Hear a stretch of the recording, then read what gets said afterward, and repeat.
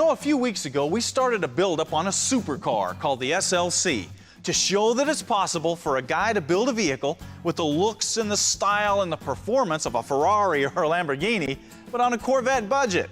Now, anytime you start talking exotic cars, people start talking mid-engine, which of course means the engine's not in the front, it's not all the way in the back, it's right here in the middle. So the performance and the handling and the balance of the vehicle is just incredible. But there are some parts that are very specific to building a mid-engine car. First one, of course, is the transaxle. Let's take a look. Now, a transaxle is exactly what it sounds like. It's a transmission, drive shaft, and rear end all packed into one tiny little box here. Power goes in this end, all your gears are back here, then you have drive flanges on either side that run out to your wheels. Now, this particular transaxle is out of a late model Porsche 997 twin turbo. It's a 6-speed, for example.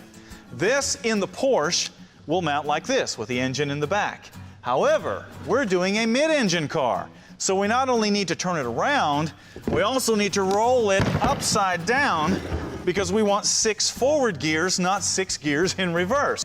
They not only rebuild it, they'll set it up with the gears that you want to run the speeds that you want. They modify the oiling so the thing will not only live upside down, it will actually run better this way than it did in the factory Porsche, and that is saying a lot.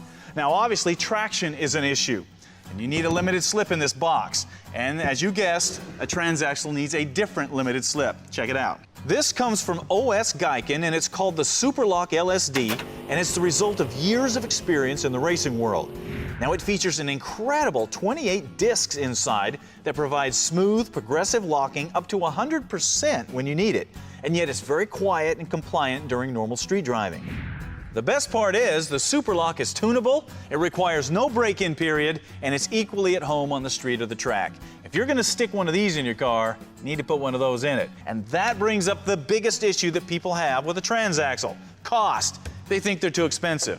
But when you compare this with what it's replacing in your typical hot rod, a Tremec 6-speed, a nice drive shaft, and a fully dressed Ford 9-inch, you're going to find that the cost is pretty comparable. And you gotta have one for a mid-engine car, so you gotta factor this into your budget. Okay, obviously the engine that we're gonna be putting in the SLC is this LS7 that we just built. But as you probably guessed, this clutch and flywheel that came with the engine is way too big to fit inside this little bell housing. So we need a clutch and flywheel. It's gonna bridge the gap between an American V8 and a German transaxle. And Spec Clutches are the guys that specialize in this. Check it out. This is the Spec Stage 3 Plus clutch system, and it's loaded with cool features. The flywheel is aluminum and weighs in just over 7 pounds, and it has a replaceable high-carbon steel friction plate for infinite rebuildability. The clutch disc is a semi-metallic full-face design for incredible hold and drivability, and then the pressure plate is designed to give incredible clamping power and still give you a nice pedal feel. So, even though the Spec clutch is smaller, this thing will handle over 800 foot-pounds of torque and deal with anything that you want to throw at it on a racetrack. But at the same time, it's still going to give you good pedal pressure, and it's going to last a long time, which is really important when you see what's involved in swapping a clutch in a mid-engine car.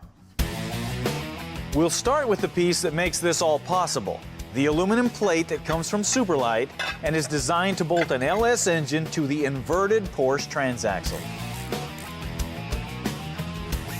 Next, the flywheel bolts to the crankshaft using the supplied bolt.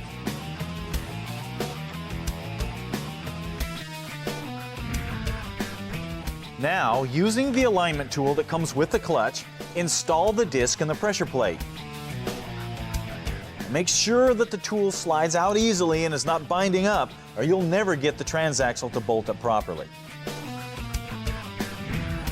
Now we're ready to bolt the transaxle to the engine. Now this is going to take a little bit of wiggling and pushing and pulling to get the clutch fork and all the hardware lined up inside the transaxle.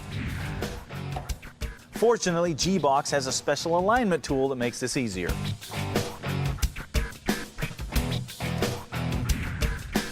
With the engine and the transaxle bolted together, we'll install these special urethane motor mounts that are specifically designed to put an LS engine in the SLC.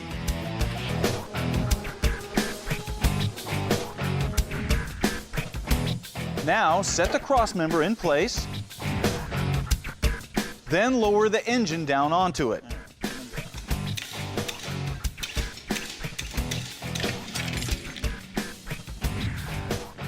The engine bolts at the cross member and at the transaxle adapter plate. Now drill your mounting holes for the cross member.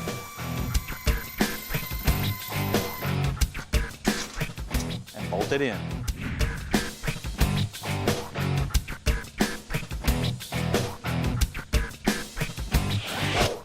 Man, is that a great fit or what? So you have a Chevy V8 backed by a German transaxle in a supercar.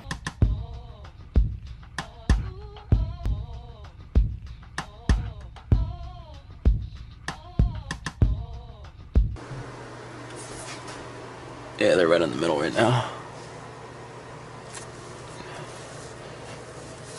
Bump stops look good. I go C.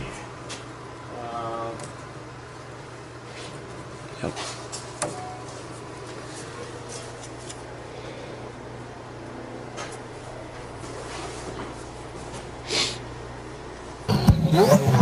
One